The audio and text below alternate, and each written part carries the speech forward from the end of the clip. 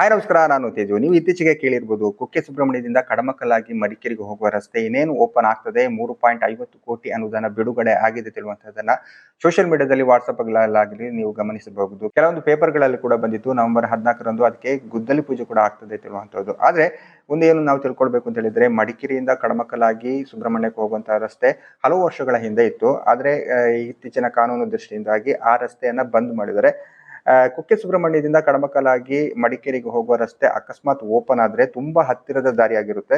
ಇಲ್ಲಾಂದ್ರೆ ಮಡಿಕೇರಿಗೆ ಹೋಗೋರಿಗೆಲ್ಲ, ಈ ಕಡೆ ಭಾಗದವರಿಗೆಲ್ಲ ಒಂದು ಸುತ್ತಾಗಿ ಹೋಗ್ಬೇಕು. ಹಾಗಾಗಿ ಈ ರಸ್ತೆ ಓಪನ್ ಆಗ್ಬೇಕು ತಿಳುವಂತದ್ದು ಇಲ್ಲಿಯ ಎಲ್ಲ ಜನರ ಬೇಡಿಕೆ ಆಗಿತ್ತು. ಹಾಗೇನೆ ಜನಪ್ರತಿನಿಧಿಗಳ ಬೇಡಿಕೆ ಕೂಡ ಅದೇ ಆಗಿತ್ತು. ಕುಕ್ಕೆ ಸುಬ್ರಹ್ಮಣ್ಯದಿಂದ ಕಡಮಕಲಾಗಿ ಮಡಿಕೇರಿಗೆ ಹೋಗುವ ರಸ್ತೆ ಓಪನ್ ಆಗ್ಬೇಕು ತಿಳುವಂತದ್ದು. ಸಾಕಷ್ಟು ಪ್ರಯತ್ನಗಳನ್ನು ಕೂಡ ಅದರ ಬಗ್ಗೆ ನಡೀತಾ ಇದೆ. ಆದ್ರೆ ಒಂದು ಇಲ್ಲಿ ಗಮನಿಸಬೇಕು, ತುಂಬಾ ವರ್ಷಗಳ ಹಿಂದೆ ಇಲ್ಲಿ ಜೀಪ್ ಆಗಿರ್ಬೋದು, ಕಾರ್ ಆಗಿರ್ಬೋದು ಅಥವಾ ಬೈಕ್ಗಳು ಹೋಗ್ತಾ ಇತ್ತು. ಆದ್ರೆ ಈಗ ಹೋಗ್ತಾ ಇಲ್ಲ.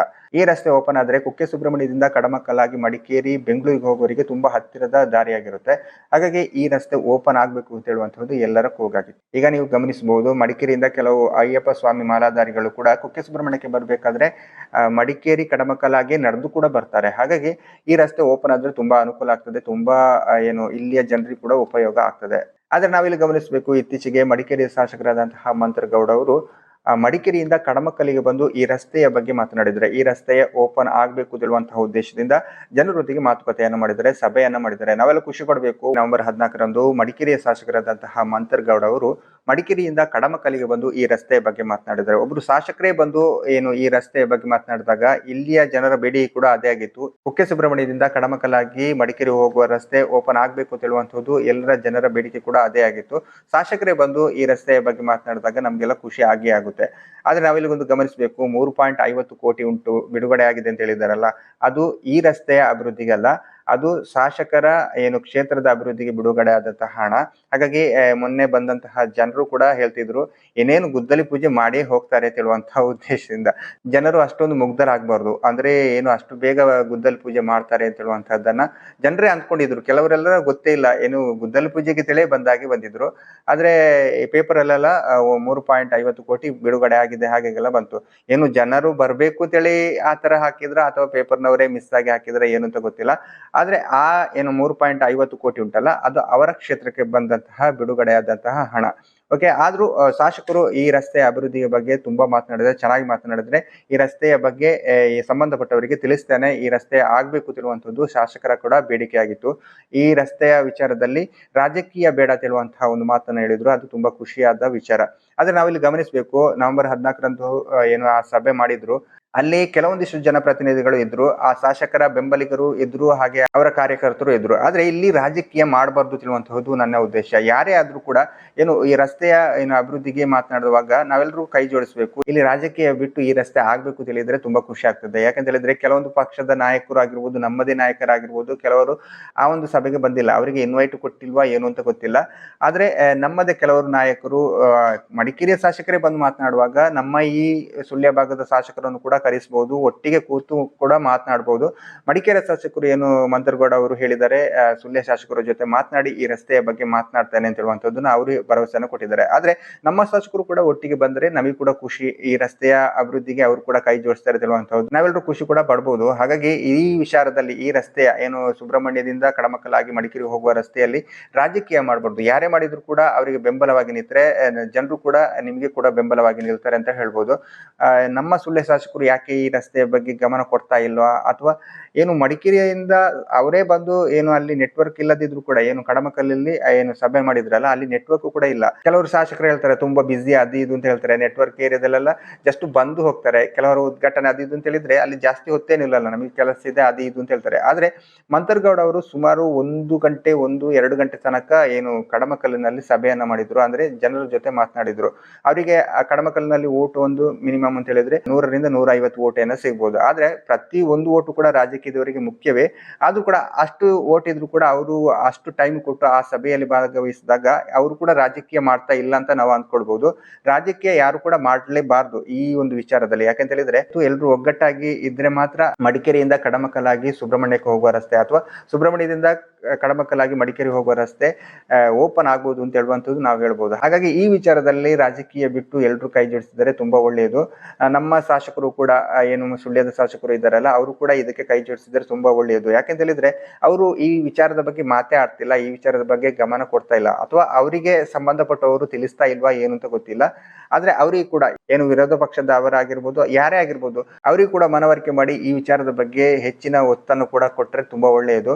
ಏನು ಶಾಸಕರು ಬಂದಿದ್ದಾರೆ, ಮಡಿಕೇರಿ ಶಾಸಕರು ಬಂದಿದ್ದಾರೆ ಅಂತ ಹೇಳ್ಕೊಂಡು ಖಾಲಿ ಆ ಒಂದು ಪ್ರೋಗ್ರಾಮ್ ಮಾತ್ರ ಇದು ಸೀಮಿತ ಆಗದೆ ಇದರ ಹಿಂದೆ ಫಾಲೋ ಅಪ್ ಮಾಡಿ ಅಂತ ಹೇಳ್ತಾ, ನಮ್ಮ ಊರಿನ ನಾಯಕರಾಗಿರ್ಬೋದು, ನಮ್ಮದೇ ನಾಯಕರಾಗಿರ್ಬೋದು, ಎಲ್ಲರೂ ಕೂಡ ಈ ಒಂದು ವಿಚಾರಕ್ಕೆ ಹೆಚ್ಚಿನ ಗಮನವನ್ನು ಕೊಡಿ ಅಂತ ಹೇಳ್ತಾ, ಈ ರಸ್ತೆಗೆ ಜನರೆಲ್ಲರೂ ಏನು ಬೇಡಿಕೆ ಇಟ್ಟಿದ್ದಾರೆ ಅದಕ್ಕೆ ಪೂರಕವಾಗಿ ನಿಮ್ಮೆಲ್ಲರ ಕಾರ್ಯ ಉತ್ತಮ ರೀತಿಯಲ್ಲಿ ಇರಲಿ ಅಂತ ಹೇಳ್ತಾ ಭರವಸೆಯನ್ನು ಕೂಡ ಕೊಟ್ಟಿದ್ದಾರೆ ಮಡಿಕೇರಿಯ ಶಾಸಕರು. ಸುಳ್ಯದ ಶಾಸಕರ ಜೊತೆ ಕೂತು ಮಾತನಾಡಿ ಈ ರಸ್ತೆಯ ಬಗ್ಗೆ ನಾವು ಮಾಡೇ ಮಾಡ್ತೀವಿ ಎನ್ನುವಂತಹ ಒಂದು ಕಾನೂನು ರೀತಿಯಲ್ಲಿ ಹೋರಾಟ ಮಾಡಿ ಈ ರಸ್ತೆ ಅಂದ್ರೆ ಕುಕ್ಕೆ ಸುಬ್ರಹ್ಮಣ್ಯದಿಂದ ಕಡಮಕ್ಕಲಾಗಿ ಮಡಿಕೇರಿ ಹೋಗುವ ರಸ್ತೆಯನ್ನ ಓಪನ್ ಮಾಡ್ತೇವೆ ಎನ್ನುವಂತಹದನ್ನ ಭರವಸೆಯನ್ನು ಕೂಡ ಕೊಟ್ಟಿದ್ದಾರೆ.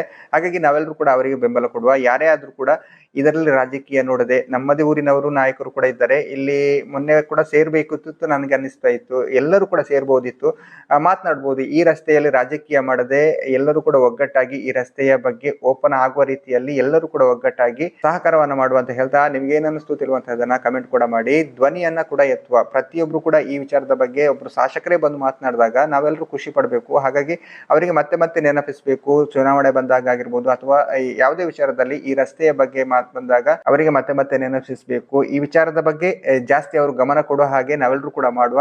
ಅವರ ಪ್ರಯತ್ನಕ್ಕೆ ನಾವೆಲ್ಲರೂ ಕೂಡ ಸಹಕಾರ ನೀಡುವ ಅಂತ ಹೇಳ್ತಾ, ನಿಮ್ಗೇನು ಅನ್ನಿಸ್ತು ತಿಳುವಂತದನ್ನ ಕಮೆಂಟ್ ಮಾಡಿ. ಕೊನೆಯದಾಗಿ ಒಂದು ಎಂತ ಹೇಳಿದ್ರೆ, 3.50 ಕೋಟಿ ಉಂಟಲ್ಲ, ಅದು ಈ ರಸ್ತೆಯ ಅಭಿವೃದ್ಧಿಗೆ ಬಂದಂತಹ ಹಣ ಅಲ್ಲ, ಅದು ಅವರ ಕ್ಷೇತ್ರದ ಅಭಿವೃದ್ಧಿಗೆ ಬಂದಂತಹ ಹಣ. ಓಕೆ, ಕುಕ್ಕೆ ಸುಬ್ರಹ್ಮಣ್ಯದಿಂದ ಕಡಮಕ್ಕಲಾಗಿ ಮಡಿಕೇರಿ ಹೋಗುವ ರಸ್ತೆ ಓಪನ್ ಆದ್ರೆ ತುಂಬಾ ಅನುಕೂಲ, ಎಲ್ಲ ಜನರಿಗೂ ಕೂಡ ತುಂಬಾ ಅನುಕೂಲ. ಹಾಗಾಗಿ ಯಾರೇ ಪ್ರಯತ್ನ ಪಟ್ಟರು ಅವರಿಗೆ ಬೆಂಬಲವನ್ನ ನಾವೆಲ್ಲರೂ ಕೊಡುವ ಅಂತ ಹೇಳ್ತಾ, ಈ ವಿಚಾರದಲ್ಲಿ ಯಾರು ಕೂಡ ರಾಜಕೀಯ ಮಾಡದೆ ಎಲ್ಲರೂ ಕೂಡ ಒಗ್ಗಟ್ಟಾಗಿ ಈ ರಸ್ತೆಯನ್ನ ಓಪನ್ ಆಗುವ ರೀತಿಯಲ್ಲಿ ಬೆಂಬಲವನ್ನ ಸೂಚಿಸುವ ಅಂತ ಹೇಳ್ತಾ ಈ ವಿಡಿಯೋನ ಇಲ್ಲಿಗೆ ನಿಲ್ಲಿಸಿದ್ದೇನೆ. ನಮಸ್ಕಾರ. ಈ ರೋಡು ಸಂಪರ್ಕ ಆದರೆ ಕಡಿಮೆಯಲ್ಲಿ ದಿವಸಕ್ಕೆ 1,000 ಲೀಟರಷ್ಟು ಪೆಟ್ರೋಲ್ ಡೀಸೆಲ್ ಉಳಿತದೆ. ಇದು ನಮ್ಮ ಆರ್ಥಿಕ ಸಮಸ್ಯೆಗೆ ತುಂಬ ಉಪಯೋಗ ಆಗುವಂಥದ್ದು.